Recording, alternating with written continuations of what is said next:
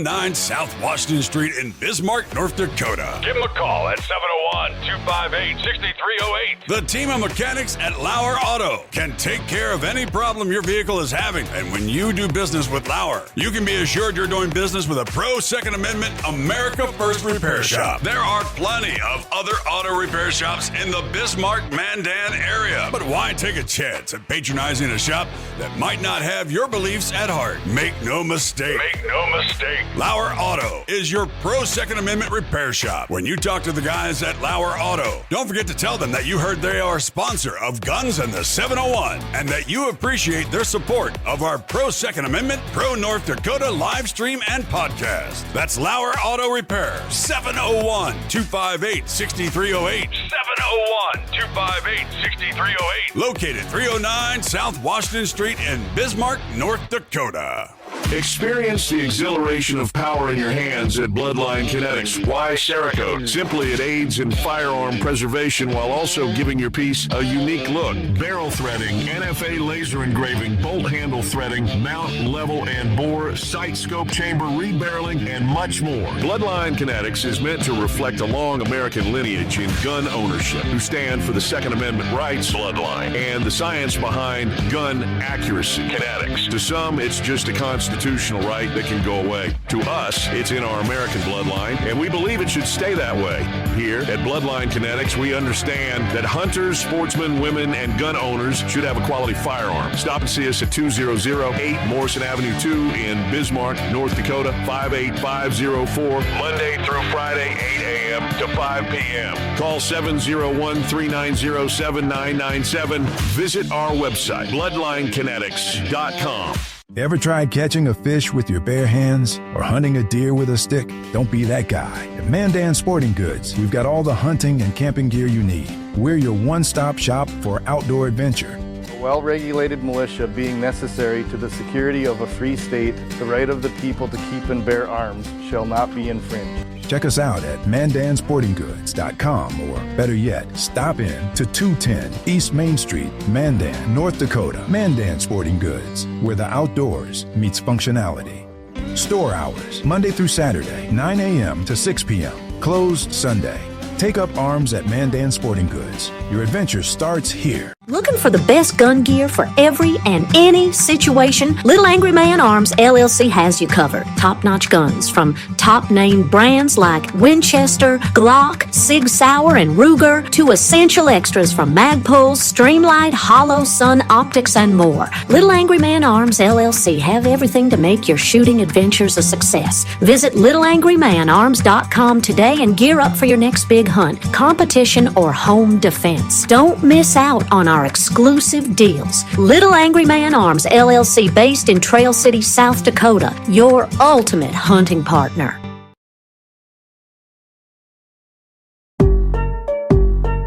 Yeah, hey, look, I got the moves like Michael, the flow like Aubrey, walk around thinking I'm a prince like Saudi. Mismatched Converse, t-shirts tucked in, know my worth, can't tell me nothing. White Nikes, albino, pink cop my stilo, head to the top, bottom line is a motto.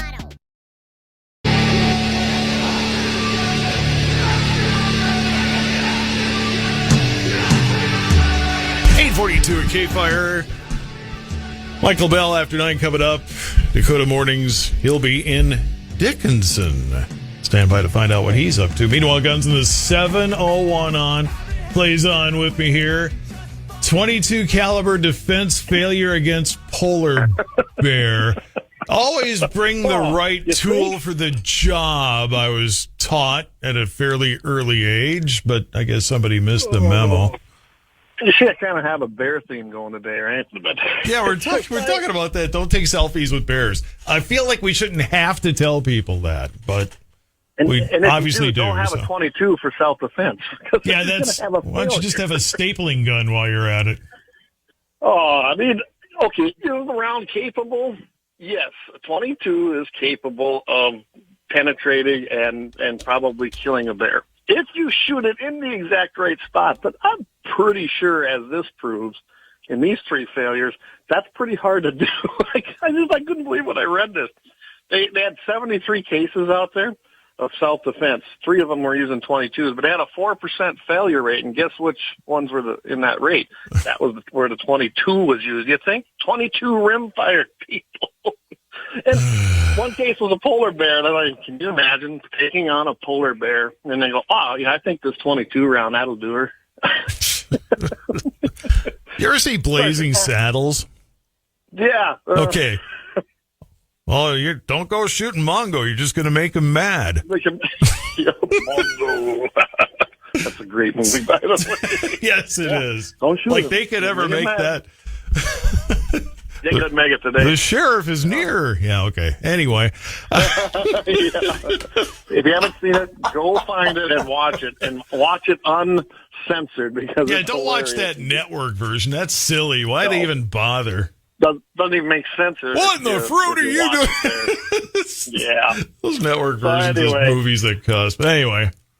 The one incident was in Norway, Svalbard Island, and it was a 22 rimfire, and failure is what they're kind of going on. It happened in September. Tourists were out, having fun, right? Well, they were attacked by an adult male bear on a remote island. The 2 tourists defended themselves with a 22 caliber pistol, which proved ineffective, as it was reported. One man was killed, the other injured. No kidding. I mean, 22 caliber, rimfire, polar bear charges you. Pretty sure that's ineffective. And the research on that one with a more detailed account, they were on a touring expedition off of a ship. They went out there on their own kind of. The tourist party left the ship to go exploring on their own and did not go with the guide. They brought a 22 pistol and a flare gun. I mean, really?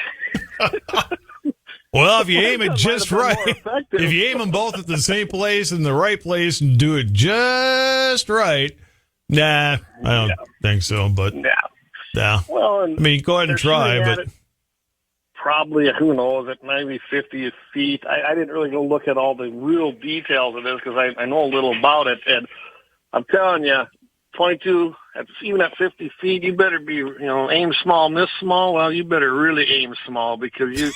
And don't shoot them in the head. Everyone thinks you should shoot the bear in the head. No, do not shoot bears in the head.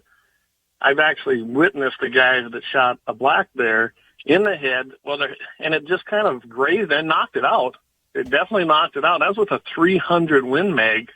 It didn't kill it because the slope of that skull, the angle he was at, it actually just kind of skipped off. It got hard, thick skull, and I'm telling you, at long. Even with a 300 Win Mag, it's not a for sure. So when you're hunting bear, you might want to have the right tool, and you just might want to go ahead and place that shot, try to hit them lungs or that heart. Because I'm telling you, headshots are not the place, not the thing to do. But you're right, though. That's the stereotype, right? Get the brain, then you get the thing, and except there is a skull there, so it's got some protection. Hello. But pretty thick skull. It has a heck of a slope on it. I don't know if you ever. Like I said, I've been bear hunting, and I can tell you, we always place them shots just like you would, hunting anything else. You're looking for that heart shot, and at the very least, a lung. I'm telling you though, you do not want a bear to be charging you because they can run a heck of a lot faster than you can. I just throw my snacks and say, here, just take them. Well, you just take a guy along with you that, you don't have to outrun the bear. You just have to outrun the guy you brought with you for bait. Or just slather a bunch of peanut butter on all your friends, and then maybe they'll be the ones that get chased. I don't like how you smell. They smell better. Don't try this at home, folks. I have no idea if it works, and I don't want to find out the hard way. It does not. Yeah, and anytime I went bear hunting, I always carried my 44 mag with me at minimum. A buddy of mine takes his Casol.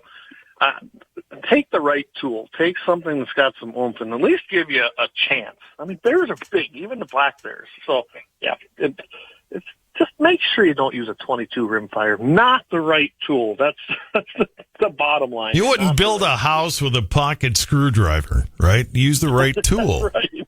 This is the right tool for the job, absolutely. Guns of the 701, Clay's here with me, 848 at K-Fire. 64-year-old veteran shoots illegal alien in self-defense during Facebook Marketplace robbery attempt. And my God, if anybody's still doing those where you're not going to the lobby of a police station to do the deal, you're rolling the dice.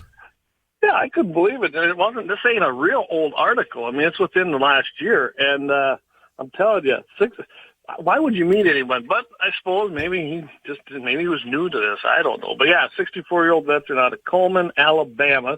He met up with a guy named, if I get this right, Mandardo Sakarb Chen. I believe that's what Let's just go with it. None of us know him. Yeah, we'll go with it. Anyway, so he met his first name is Abel. Oh, that's fitting. There we go. Oh, yeah, Abel. That was his first name. Wow. How fitting is that? Given how much we've done Cain and Abel references, but okay. Yeah. Anyway, so he meets up with this guy, but think about this. So you're meeting up a stranger that, well, he doesn't have a name that you're familiar with, except maybe Abel, but that might even be raise red flags. Oh, red flag. Well, I don't want to go down that road. Anyway, we got this guy, he meets up with him, and he says, hey, I want to buy this equipment. And the guy that's selling says, but hey, it's not here. It's not on site. We're going to have to drive to another location. I don't know about you, but that might have put up a red flag for me. Yeah, think so. I think so. Yeah, that's why it's so many police stations. I don't even know if we do that in Bismarck, but so many police stations in like big cities and stuff are like the safe haven to do the Craigslist deal, because then nobody's going to, well, I won't say nobody. Most people are not going to try to do the robbery deal in the police station lobby. I realized as I said that there are people that actually do that too, but the chances are far less. They get robbed. So yeah, the pretty small percentage, I imagine. But yeah, I looked at that and he gets in, and then guess what happens? The guy pulls a knife on him, puts it up to his throat, and demands money, or he threatens to kill him. Oh, gee, didn't see that coming. And the veteran, who was, I couldn't find out. They didn't release the name. They still haven't. I thought that was interesting. I could find nothing on this, even with the time that it went through it.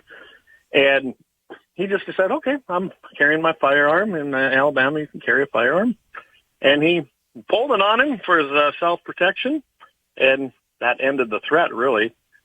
He shot the guy, although the veteran was shot, too, the way it sounded. They both were injured. They found this guy in the guy's stolen pickup, because he took the guy's pickup, this illegal alien. They did take him into custody. The district attorney, he confirmed that he also faces federal charges along with first-degree robbery charges for being an illegal alien in possession of a firearm. Yeah, that's illegal, people. They don't have rights here if they're illegal aliens. And then taken into custody, transported to the hospital where he was recovering. The way it sounded, when I went and looked a little bit, he did go to court. He was found guilty on first-degree robbery charges. He's still waiting under the Garland administration to actually face prosecution for being an illegal alien in possession of a firearm, which is a felony. Yeah, so he's still being held, but nothing has been done in about a year. Isn't there a bus going back to Texas that they could just throw him on there and deport him? You would think, wouldn't you? I can't believe this. That's why I kind of chose this story too. So I'm glad that we saw another self-defense use of a firearm being used legally. And the sheriff, he praised the guy for his quick actions and credited with his tactical awareness. So that's a good story. But the fact that we have illegals carrying guns, robbing people, which is not a new story right now, but that he's still sitting, waiting for prosecution and a court date almost a year later. This has got to stop. There's so much wrong with that. They've got zero rights because they're not citizens. So they have to be a special protected class. They have to be a protected class because they don't have rights, but they can vote and get free college, and because it's coming. Oh, yeah. It's coming. Guns of the 701 Clay and video stuff and stuff. Yeah, well, you can catch everything on our website, of course, and then everything uploads to iHeart through our podcasting services pretty much right away. Every Wednesday night, 7 o'clock p.m. Mountain, 8 p.m. Central, and, of course, every single Friday right here in the morning on K-Fire with Mitchell in the morning, 7:15 a.m. Mountain, 8:15 Central. Hey, I got a text from Golden Valley. We have plenty of rock piles at the ranch for you to do a live from. Now that I've spilled the beans on my April Fool's joke of Kane's gun store, and then just be at a rock pile and see how many people don't catch on to it. And then we got to be able to find a group of people with Bibles that'll let us hand Bibles to people. Well, if you read this, see what I did there? I turned it into a nice, wholesome family event. There you go. All right, Clay, have a great weekend. You too, Todd. All righty, take care. Comes to the 701. Clay with me here.